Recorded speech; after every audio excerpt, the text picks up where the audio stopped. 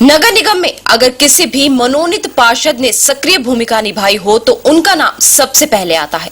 अपने 5 वर्षों के कार्यकाल में सुरेंद्र बागा ने कई कार्यों में निगम में अपने सुझाव दिए। उनके कई सुझावों से नगर निगम के करोड़ों रुपए व्यर्थ में खर्च होने से भी बचे हैं। पब्लिक सब जानती है कि स्पेशल इंटरव्यू में आप सभी का स्वागत है। आज हमारे साथ हैं मनोनीत पार्षद सुरेंद्र बागा। आइए इनसे जानते हैं कि 5 वर्षों के इनके अनुभव कैसे रहे और किन किन स्तर पे ये नगर निगम को अपनी सलाह देते रहे और उन सलाह का किस तरह से प्रयोग हुआ नगर निगम में। पहले तो सर आपका स्वागत है हमारे स्पेशल इंटरव्यू में। Thank you sir. बात करें तो मनोनीत पार्षद का काम होता है गाइडेंस देना, नगर निगम को सलाह देना, उनके कामों को सिरे चढ़ाना हर जगह। आपने कई कामों में ऐसे सलाह दी है, कौन से ऐसे कार्य थे जो अपने 5 वर्षों का अगर बखान करेंगे तो किस तरह से देखते हैं अपने? पहली बात तो ये जो हमें एक्सपीरियंस हुआ है चंडीगढ़ म्यूनिसिपल कॉर्पोरेशन का, उससे मैं समझता हूँ कि हमने तो जो दिया चंडीगढ़ को वो दिया ही है, लेकिन हमें खुद को भी बहुत ज़्यादा एक्सपीरियंस हुआ है जिसमें मुझे लगता है आने वाली ज़िंदगी में हम और भी समाज के लिए काफ़ी चीज़ें कंट्रीब्यूट कर सकते हैं। इसमें 4 तो बहुत बड़े प्रोजेक्ट हैं जिनमें मेरा काफ़ी ज़्यादा मेरा रोल रहा है खुद का। उसमें से एक मल्टी लेवल पार्किंग है, एक 17 सेक्टर का ओवर ब्रिज है और एक म्यूनिसिपल कॉर्पोरेशन की कोई 20 साल पुरानी बिल्डिंग जो हेड ऑफिस की बिल्डिंग है उसको मैंने कंप्लीट करवाने में काफ़ी सहयोग दिया है। इसके अलावा 49 सेक्टर में एक स्कूल था जिसमें कुछ अड़चन आ रही थी, वो उसको भी मैंने सुलझाया है। तो ये तो 4-5 बहुत बड़े प्रोजेक्ट जो मैंने मतलब कंप्लीट करवाए हैं। इसके अलावा हाउस में पिछले 5 साल में मैं सारे एजेंडे पढ़ के जाता था और सारे मुद्दे रेज करता था। उसमें से सड़कों के जो टेंडर बनाए जाते थे उसमें अक्सर टेंडर गलत बनते थे और बिल्डिंगों के टेंडर भी गलत बनते थे, एस्टिमेट गलत बनते थे। उसमें मैंने बहुत बार ये ऑब्जेक्शंस रेज किए। उसका ये असर हुआ है कि वो जो सड़कें पेंडिंग पड़ी रहती थी, कॉन्ट्रैक्टर नहीं आते थे।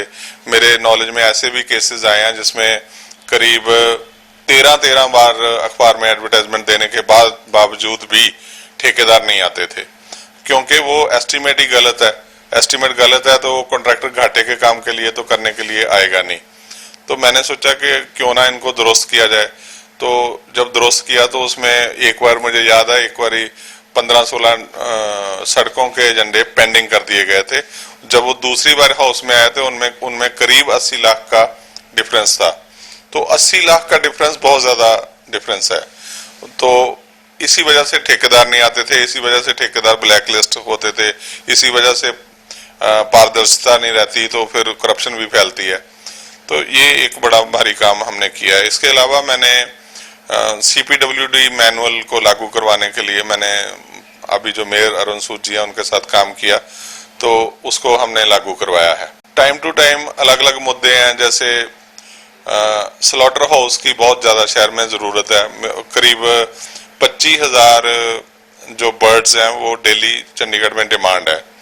जो मुर्गे होते हैं जो वो काटे जाते हैं, उनको बहुत ही घटिया हालात में काटा जाता है और सेहत के लिए वो बहुत ही खतरनाक साबित हो सकता है।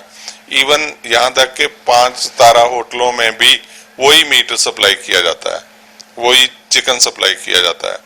तो उसको मैंने बहुत डिटेल में सर्वे करने के बाद मैंने सोचा कि क्यों ना चंडीगढ़ में स्लॉटर हाउस बनवाया जाए।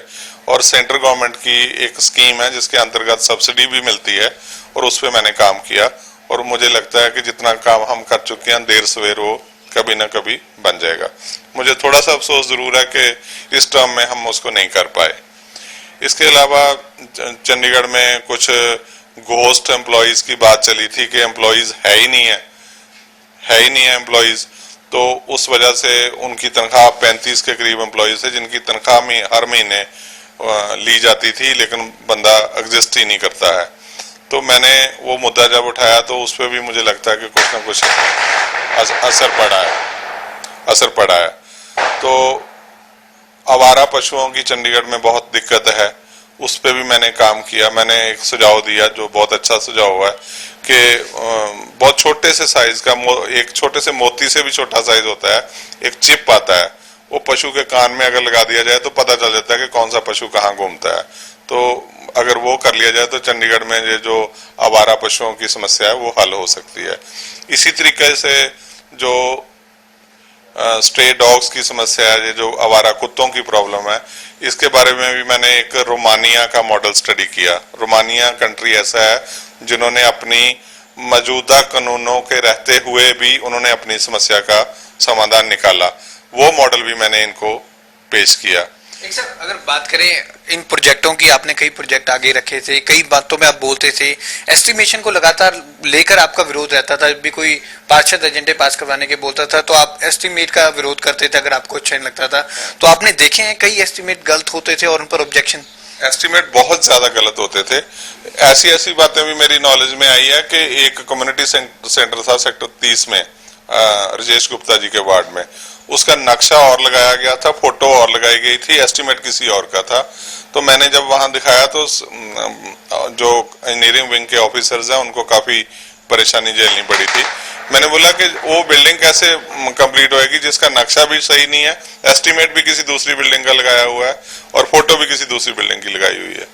तो इसी तरीके से जो सड़कें हैं उसमें जो मेन कॉस्ट कंपोनेंट होता है वो होता है उसकी, उसमें जो लुक पड़ती है। तो लुक अगर मार्केट में 45,000 रुपए टन मिलती है तो आप उसमें 23,000 रुपए रेट लिखते हो एस्टिमेट में, तो कौन सा ठेकेदार होएगा जो 45,000 रुपए वाली चीज 23,000 में आपको मुहैया करा देगा? तो इस तरीके से बहुत उसमें मूल रूप में बहुत ज्यादा गलतियां होती थी। लेकिन मेरे बार बार शोर मचाने पे मुझे लगता है कि वो चीज काफी हद तक सही हो गई है। आपके बारे में सर ये बात भी बड़ी फेमस है कि अगर किसी पार्षद को अपने वार्ड का कोई एजेंडा पास करवाना है तो वो एक दिन पहले आपको मिलता था कि आप विरोध ना करें, आप अगर विरोध करेंगे तो फिर उसकी डिटेल इन्वेस्टिगेशन होगी, वो प्रोजेक्ट रुक जाएगा। नहीं, सच पूछो तो मैंने जितनी देर भी 5 साल काम किया, कौन से वार्ड का किसका एजेंडा है ये तो मुझे पता नहीं होता था। मैंने अपना role as a architect, as a technical person निभाया है, और जाने अनजाने में कभी कुछ हो गया हो तो उसके लिए तो मैं माफी चाहूंगा। लेकिन बहुत सारे एजेंडा, जैसे 23 सेक्टर में बाल भवन के सामने एक सड़क बननी थी, उस सड़क में बिजली के पोल सड़क के बीच में लगे हुए थे। तो मैंने जब उसका विरोध किया उस टाइम आशा जायसवाल जी उसके काउंसलर थे, उनको बुरा लगा। लेकिन बाद में उनको यह एहसास हुआ कि जो मैंने किया वो ठीक किया, क्योंकि अगर सड़क वो खंभों के समेत ही बन जाती तो जब वो खंभे दोबारा उखाड़े जाते तो सड़क दोबारा टूट जाती। तो उसमें 2 महीने का डिले हुआ, 6 महीने का डिले हुआ, लेकिन खंभे पहले निकाले गए फिर सड़क बनी।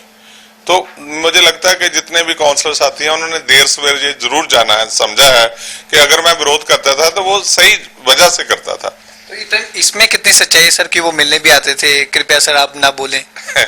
इसमें बहुत ज्यादा सच्चाई नहीं है, लेकिन कभी कभी फोन आता था कि यार अगर छोटी मोटी बात होगी तो इग्नोर कर देना, बस इतना ही था। मनोनीत पार्षद रहते हुए आपने कई ऐसे सुझाव भी दिए थे सर जिससे मतलब हम कहें कि शहर का कायाकल्प हो जाए। कुछ ऐसी समस्याएं थी जो करंटली चल रही थी, उन पर आपने दिए, लेकिन उन सुझावों को अगर हम कहें तो इम्प्लीमेंट नहीं किया गया पूरी तरह से, जिसको लेकर आप काफी निराश भी थे। उस पर क्या था आपका? एक तो हमारे चंडीगढ़ म्यूनिसिपल कॉर्पोरेशन में जो योजनाकारी का कोई विभाग नहीं है, आर्किटेक्चर का कोई विभाग नहीं है, कोई भी प्लानिंग नहीं होती। मेरा इसमें मेन मानना ये था कि चंडीगढ़ में म्यूनिसिपल कॉर्पोरेशन में अगर हमारा 800 करोड़ का 1000 करोड़ का बजट है तो हमारे पास एक फुल फ्लैश्ड पूरी एक डिवीजन होनी चाहिए जहां पे अच्छे इंजीनियर हो, अच्छे आर्किटेक्ट हो, अच्छे टाउन प्लानर्स हो, अच्छे इंटीरियर डिजाइनर हो, और एक डिवीजन हो जहां पे पहले प्लानिंग हो सारी चीजों की। ये यहाँ पे प्लानिंग कोई नहीं होती। उस चीज पे मैंने बहुत विरोध जताया और बार बार कहता रहा, लेकिन वो अभी तक हुआ नहीं। इवन शिवराज पाटिल जी ने भी एक बार एक मीटिंग में गवर्नर साहब ने भी जिक्र किया था कि जो लोकल आपने अपनी प्लानिंग करनी है, छोटा मोटा कोई चंडीगढ़ प्रशासन के पास अर्बन प्लानिंग का विभाग है, उन्होंने कहा था कि मेन रहेंगे वहां से बन के आ जाती, बाकी अंदर फ्लोरिंग कैसी करनी है, दरवाजे कैसे लगने हैं, बाथरूम कैसा बनना, वो तो आप अपने लेवल पे प्लान कर सकते हो, उसमें तो उनसे पूछने की जरूरत नहीं है। तो ये सब वजह से मैं बहुत जरा उसमें करता रहा, लेकिन वो हो नहीं पाया। और मैं समझता हूँ कि बहुत सारी जो बुनियादी प्रॉब्लम्स हैं शहर में वो प्लानिंग की कमी की है। एक तो ये बात है सर। जब उसको लेकर आप सुझाव देते थे, प्लानिंग की कमी तो है ही है, जब आप लेकर उसको सुझाव देते थे, उसके पूरे रूल्स एंड रेगुलेशन भी बनाते थे, फिर उनको इम्प्लीमेंट क्यों नहीं किया जाता था? कहाँ पर क्या कमी लगती थी आपको, क्यों नहीं उसको इम्प्लीमेंट किया जाता? ऐसा है कि जो पिछले मेयर रहे हैं, जहाँ पिछले चीफ इंजीनियर्स वगैरह रहे हैं, कहीं ना कहीं मुझे लगता है कि उन्होंने मेरी बात को, कमिश्नर्स रहे हैं, उन्होंने मेरी बात को शायद ठीक से समझा नहीं, जहाँ दूसरे लफ्जों में मैं उनको समझाने में असमर्थ रहा हूँ। तो मुझे लगता है कि अगर देर सवेर ये चीज होनी बहुत जरूरी है। सर, मल्टी लेवल पार्किंग की बात करें, आपने कहा कि इसको बनाने में आपका योगदान रहा। आपने ये इसको लेकर एक सुझाव भी दिया था जब मल्टी लेवल पार्किंग बंद हो गई थी, घाटे में चल रहा था एमसी, तो उसको लेकर आपने एक सुझाव भी दिया था, उसके साथ एक लेटर भी लिखा था जब उसको इम्प्लीमेंट नहीं किया था, काफी आपने निराशा जताई थी। तो वो क्या सुझाव था और क्यों नहीं अप्लाई किया गया, आपको क्या लगता है? बहुत सारे लोगों का और मीडिया का ये कहना है कि मल्टी लेवल पार्किंग बना के हमने बहुत बड़ी गलती करी है और ये किसी काम की चीज नहीं है। मैं इससे बिल्कुल सहमत नहीं हूँ। ये मैं समझता हूँ कि सेक्टर हमारे चंडीगढ़ का एक बहुत बड़ा असेट है और ये देर सवेर आप देखोगे कि ये बहुत ज्यादा कामयाब साबित होएगा। तो मेरा मानना ये था कि सेक्टर 17 जनरली संडेज को बंद रहता है, तो संडेज को बंद रहने की वजह से ये इतना 50 करोड़ रुपए की हमने इन्वेस्टमेंट करी है, तो क्यों ना कार बाजार जो है वो इसमें चलाया जाए। अगर हम कार बाजार इसमें चलाते हैं तो उससे कुछ आमदनी भी आएगी और ये ऑल वेदर भी है, बारिश से भी बचा रहेगा, धूप में भी बचा रहेगा। तो उन लोगों का जो बिजनेस है वो भी प्रभावित नहीं होगा और साथ में जो सेक्टर 17 में रेस्टोरेंट्स हैं, जो और बिजनेस है, जब फुटफॉल बढ़ेगा तो उनका बिजनेस भी बढ़ेगा। जब 1000 बंदा सेक्टर 17 में 17 अपने संडे को आएगा तो नेचुरली उसका असर ये होगा कि आप अच्छा बिजनेस प्रमोशन हो जाएगा। तो उसको अप्लाई क्यों नहीं किया गया? वो अच्छा सुझाव था, भल्लो माजरा में अब शिफ्ट किया जा रहा है, अलग से वहां बनाया जा रहा है, इंफ्रास्ट्रक्चर खड़ा किया जा रहा है, उसको वहां शिफ्ट करने में क्या मतलब? पता नहीं, मैं ये तो इसके बारे में तो म्यूनिसिपल अथॉरिटीज ही बता सकती हैं। मैंने तो सुझाव दिया था, लिखती रूप में भी दिया था, हाउस में भी बोला था, बाद में न्यूज़पेपर्स में भी आया और मैं अभी भी मानता हूं कि वो अच्छा सुझाव था। नगर निगम में क्या आप मानते हैं कि पैसों का दुरुपयोग किया जाता है विभिन्न कार्यक्रमों में, चाहे वो हम बात करें कार्यों की, किया जाता है? क्योंकि आपने काफी कार्यों को देखा है बारीकी से, काफी कार्यों का आपने ऑब्जेक्शन भी किया है, आपने क्या पाया? ये जो बेसिकली जो फंक्शंस वगैरह होते हैं उसमें तो मुझे लगता है कुछ ज्यादा दुरुपयोग नहीं होता है। वो ऐसा है कि वो भी एक सामाजिक जिम्मेदारी है म्यूनिसिपल कॉर्पोरेशन की कि हमें लोहड़ी मनानी है, दिवाली मनानी है, रोज फेस्टिवल मनाना है, क्योंकि वो हमारी सभ्यता का एक हिस्सा है। तो अगर गवर्नमेंट नहीं ऐसे प्रोग्राम को बढ़ावा देगी तो फिर कौन देगा ना। तो उसमें तो मुझे नहीं लगता कोई बहुत ज्यादा लंबा चौड़ा वेस्टेज है, लेकिन हाँ वेस्टेज है जो बिना प्लानिंग से पहले सड़क बनती है, फिर महीने के बाद उसको उखाड़ दिया जाता है, फिर महीने के बाद उसको दोबारा बनाया जाता है। तो ऐसे बहुत सारे क्षेत्र हैं जिसमें अगर म्यूनिसिपल कॉर्पोरेशन सही प्लानिंग करे तो वो जो बहुत करोड़ों रुपए का जो वेस्ट एक्सपेंडिचर है उसको कंट्रोल किया जा सकता है। मनोनीत पार्षदों की बात करें तो इस साल बहुत सवाल उठे हैं उनके वोटिंग राइट को लेकर, और चाहे कहें कि काफी मनोनीत पार्षदों की लड़ाई झगड़ा भी हुआ है पार्षदों के साथ। तो इस दौरान आप अपने आप में क्या पाते थे? क्योंकि आप बैठते, मैं देख रहा था अभी रिसेंटली मीटिंग में भी सारे मनोनीत पार्षद शांत बैठे थे, दोनों तरफ हंगामा हो रहा था। तो उस दौरान आपके मन में क्या चलता है कि क्या हो रहा है?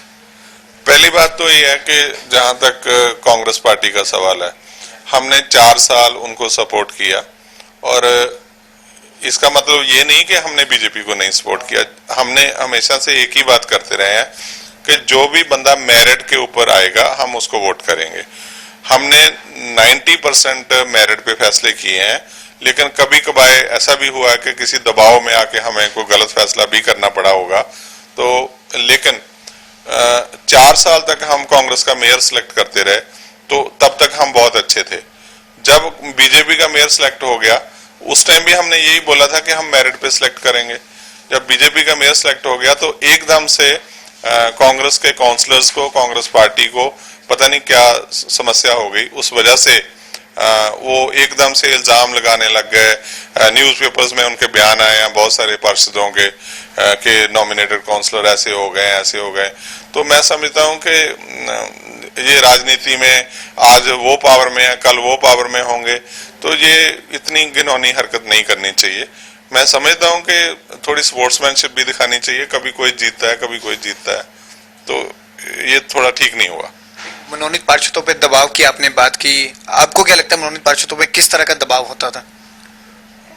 दबाव ऐसे है कि जब वक्त आता है वोटिंग का, जब कुछ होता है तो खास करके पहले साल में, जब दूसरे साल में जब कांग्रेस की सरकार थी तो उन्होंने भी हमें अपने अपने तरीके से प्रेशराइज करने की कोशिश करी। यूनियन मिनिस्टर्स के फोन आते थे, सब कुछ होता था, तो कि भाई आपने इसी को वोट करनी है, इसी को वोट करनी है। तो एक नॉर्मल व्यक्ति हमारे जैसा, उसको लगता है कि यार सेंट्रल गवर्नमेंट से इतने बड़े मंत्री जी का फोन आ रहा है, चल इसी को डाल देते हैं, कोई बात नहीं। तो इस तरीके से प्रेशर का यूज होता है। लेकिन एक होता है ना कि रिक्वेस्ट करनी है या कुछ और कंपेनिंग करनी है, वो एक अलग बात है। एक प्रेशराइज भी किया जाता है फैमिली के जरिए, किसी रिश्तेदार के जरिए। जैसे हमारे एक नॉमिनेटेड पार्षद को उसके फादर से या फादर इन लॉ से भी धमकाया गया कि तू इसको वोट डालेगा, उसको नहीं डालेगा, लाइक दैट ना। इस तरीके से थोड़ा मतलब ये गलत प्रथा है। एक हम बात करें मनोनीत पार्षदों के, ये जो आपको भी लगता है कि यूज एंड थ्रो के करते हैं दोनों पार्टियां, चाहे कोई भी हो? देखो, जहां तक कांग्रेस का सवाल है, उनका तो मैं बिल्कुल कहता हूं कि उन्होंने हमें 4 साल यूज किया और अब हमें वो थ्रो कर रहे हैं और बार बार हाउस में एक बड़े प्लान ढंग से हमें बेइज्जत किया जाता है। उसकी तो हम खिलाफत करते ही हैं। लेकिन जहां तक बीजेपी का सवाल है, बीजेपी का तो अभी मेयर बना ही है, उनके ऊपर तो ये चीज लागू नहीं हो रही। कल को वो ऐसा करें तो कह नहीं सकते, लेकिन मुझे लगता नहीं कि वो ऐसा करेंगे। सर, मनोनीत पार्षदों के वोटिंग के अधिकार की बात करें, उस पर लेकर लगातार सवाल उठ रहे हैं कि एक्ट में नहीं है। एक पिटीशन भी डाली गई है पंजाब हरियाणा हाई कोर्ट में। आपका क्या मत है? कौन से वो 3 कारण आप बताएंगे कि मनोनीत पार्षदों को मतदान का अधिकार होना चाहिए और वो किसी पार्टी के दबाव में नहीं करते, वो एक फ्री और फेयरफुल होता है? पहली बात तो यह है कि मनोनीत पार्षद का अगर वोटिंग राइट नहीं होगा तो फिर उसकी सुनवाई नहीं होगी। अगर हमारी बातों को इन्होंने कुछ वेटेज दी है, अगर मैं 10 काम करा पाया हूं या कुछ मैं कंट्रीब्यूट कर पाया हूं, तो मुझे लगता है कि उसमें एक मेजर वजह ये रही है कि मेरे पास वोटिंग राइट था। अगर नहीं होता तो मैं एक एडवाइजर की तरह सलाह देके चला जाता, वो मानते या नहीं मानते वो उनके ऊपर था। अब उनको थोड़ा सा लगता है कि यार अगले साल इससे वोट भी लेनी है, तो इसलिए क्यों ना इनकी बात को सुना जाए, समझा जाए, तो ये फर्क पड़ता है उससे। दूसरी बात यह है कि ये जो वोटिंग राइट है, ये तो कॉन्स्टिट्यूशन में, एक्ट में प्रोविजन था, हमने कोई मांग के लिया नहीं, पिछले 15 साल से चल रहा था। तो पिछले 15 साल में तो कभी किसी ने विरोध नहीं किया, ना बीजेपी ने विरोध किया, ना कांग्रेस ने विरोध किया। अब 4 साल और 8 महीने जब हो गए हमारी टर्म को, तो 3-4 महीने हमारी टर्म बाकी थी। अब सारों को हमारे वोटिंग राइट के ऊपर आपत्ति होने लगी। उसकी टाइमिंग ये शो करती है कि जो लोग ये सवाल उठा रहे हैं उनकी शायद नीयत में कहीं फर्क है। एक सब बात करें तो बीजेपी से आपकी नजदीकियां बताई जाती हैं, कांग्रेस के आप विरोधी बताए जाते हैं। ऐसा भी कहा जा रहा है कि आप इस बार चुनाव लड़ेंगे नगर निगम का, इसमें कितनी सच्चाई? पहली बात तो मैं ना तो कांग्रेस का विरोधी था, ना मैं बीजेपी का नजदीकी हूँ, लेकिन जो चीज मुझे सही लगी वो मैंने की। जब कांग्रेस वालों ने कोई अच्छे काम किया, मैंने उनका साथ दिया। ये कांग्रेस की टर्म में ही ये बहुत बड़े बड़े जो 3 प्रोजेक्ट थे वो हमने किए थे। उस टाइम राजबाला मलिक जी उसके मेयर थे। तो रही बात बीजेपी के नजदीकियों से, अभी तक मेरे को ना तो किसी ने कोई ऑफर दिया इलेक्शन लड़ने की या कोई और ऑफर दिया। मैं अपना काम करता हूँ। अगर शहर को या बीजेपी को या कांग्रेस को मेरी सेवाओं की जरूरत होगी तो मैं तैयार हूँ। मतलब आप इस बार नगर निगम का चुनाव नहीं लड़ेंगे? नहीं, मैं ये तो नहीं कहूंगा। अगर मुझे वो ऑफर करते हैं तो मैं कंसिडर करूंगा। कोई वार्ड भी सोचा है सर कि किस वार्ड से लड़ेंगे आप? मैं समझता हूं कि चंडीगढ़ पूरा ही हमारा घर है, पूरा शहर ही हमारा वार्ड है। कहीं से भी मौका मिलेगा तो हम करेंगे। ठीक है। एक सर, अब 5 साल का पूरा अगर हम कहें तो कार्यकाल खत्म हो गया है, पूरे संतुष्ट हैं आप अपने कार्यकाल से? मैं काफी हद तक संतुष्ट हूँ। मैंने काफी कंट्रीब्यूट करने में मैं कामयाब हुआ हूँ। लेकिन अगर थोड़ा सा और सहयोग मिलता तो जो 2-4 काम अधूरे रह गए हैं तो वो पूरे कर सकते थे हम। और मुझे लगता है कि फिर कभी मौका मिलेगा या किसी और दूसरे जो अगली सरकार आएगी, जो अगली पार्षद बनेंगे, उनके जरिए भी हम अब गाइड कर सकते हैं we can give the feedback कि आप ऐसे करो, ये ठीक हो जाएगा। ये थे सुरेंद्र बग्गा, मनोनीत पार्षद। मनोनीत पार्षदों के भी इंटरव्यू हम आपको दिखाते रहेंगे। इन 5 सालों में उन्होंने क्या किया, कई जगह उन्होंने अपनी राय दी है, किन राहों पर उनका क्या रहा है और जिस तरह से पूरा विवाद रहा है, इन पर उनकी एक इंटरव्यू हम आपको लगातार दिखाते रहेंगे। कैमरामैन बलजीत के साथ भगवत सिंह,